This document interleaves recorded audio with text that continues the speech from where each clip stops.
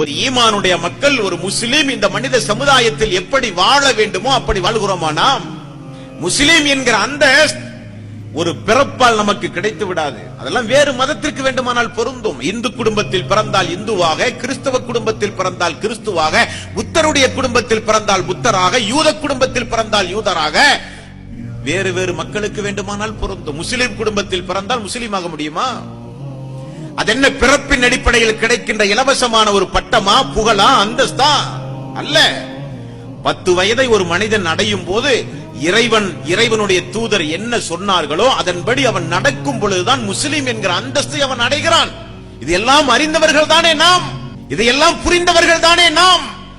வெறுமனே அரபியில் பெயர் வைத்து நம்முடைய திருமணங்களையும் நம்முடைய ஈமச் சடங்குகளையும் ஒரு இஸ்லாமிய சமுதாயம் நடத்துகிறது என்பதற்காக வேண்டி நம்மை நாமே ஒரு சமாதானம் சொல்லிக் கொண்டு இஸ்லாமிய ஆடை அணிந்து கொண்டு என்னை நான் ஒரு முஸ்லீம் என்று சொன்னால் இறைவன் அங்கீகரிப்பானா? இறைவனுடைய தூதர் அங்கீகரிப்பாரா? சக்கராத்துடைய நேரத்திலும் மன்னரை வாழ்விலும் மறுமையிலும் வெற்றி பெற முடியுமா? ஒரு காலம் முடியாது. அல்லாஹ் எதற்கு வேதத்தை தந்தான்? அல்லாஹ் எதற்கு தூதர்களை அனுப்பினான்? அல்லாஹ் எதற்கு நல்லவர்களின் மூலம் அச்சமூட்டி எச்சரிக்கை செய்கிறான்? முஸ்லீமாக இந்த மனித சமுதாயத்தில் திருந்தி வாழ வேண்டும் என்பதற்காக வேண்டி. முஸ்லீம் வட்டியோடு தொடர்பு வைக்கிறார்கள்.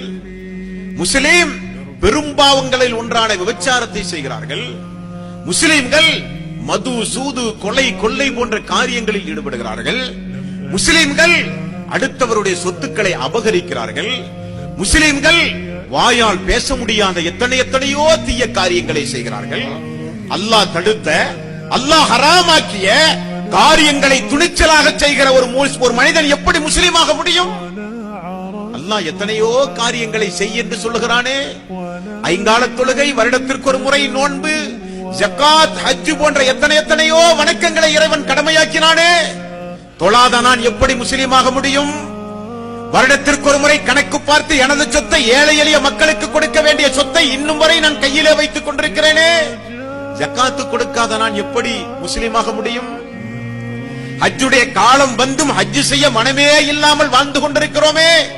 எப்படி ஈமானுடையவர்களாக நீங்களும் நானும் மரணிக்க முடியும்? ஈமான் என்றால் என்ன, முஸ்லிம் என்றால் என்ன, இஸ்லாம் என்றால் என்ன, எதையுமே தெரியாமல் எந்த கவலையும் இல்லாமல் வாழ்ந்து கொண்டிருக்கிறோமே. உணர்வுகளை கொஞ்சம் தட்டி எடுத்து நம்முடைய வாழ்விலே ஒரு திருப்பு முனையை உண்டாக்கத்தான்